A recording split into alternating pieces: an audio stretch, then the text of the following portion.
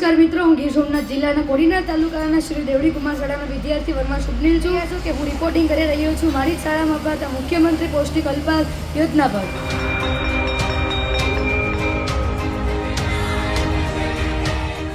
તો આવો આપણે બાળકો પાસેથી મુખ્યમંત્રી પૌષ્ટિક અલ્પાહાર યોજનાના રિવ્યૂઝ મેળવીએ।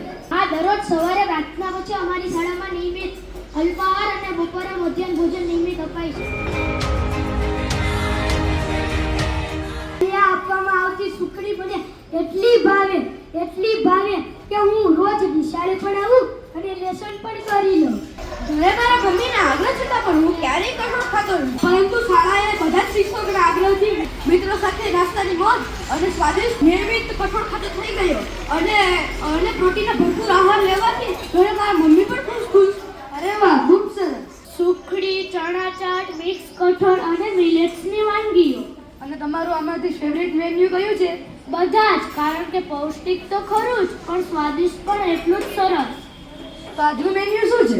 આજે મંગળવાર છે એટલે આજનું મેન્યુ છે મિક્સ કઠોળ ચાટ।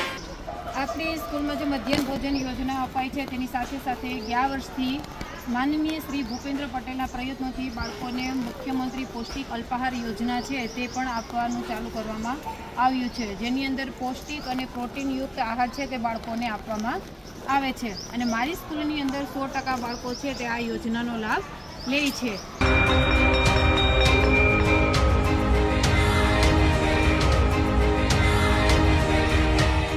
આજે આપના માધ્યમથી મારી શાળાના તમામ વિદ્યાર્થીઓ વતી સરકારશ્રીનો આભાર માનું છું કે બાળકો માટે મધ્યાહન ભોજન ઉપરાંત પૌષ્ટિક, હાઈ કેલેરી અને પ્રોટીનથી ભરપૂર અલ્પાહારની સુવિધા પૂરી પાડી છે અને શાળાના શિક્ષકગણના સુવ્યવસ્થિત આયોજનને કારણે ખૂબ ઓછા સમયમાં તમામ બાળકો આ યોજનાનો નિયમિત લાભ મેળવે છે।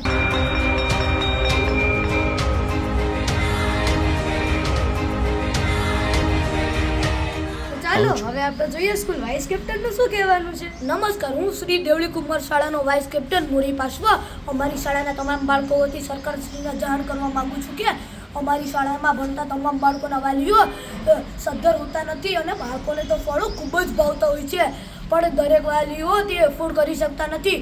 તો જો દર શનિવારે આપ શ્રી દ્વારા અઠવાડિયામાં એકવાર સિઝનલ ફ્રૂટની વ્યવસ્થા કરવામાં આવે તો આપની આ યોજનાને તો 4 ચાંદ લાગી જશે।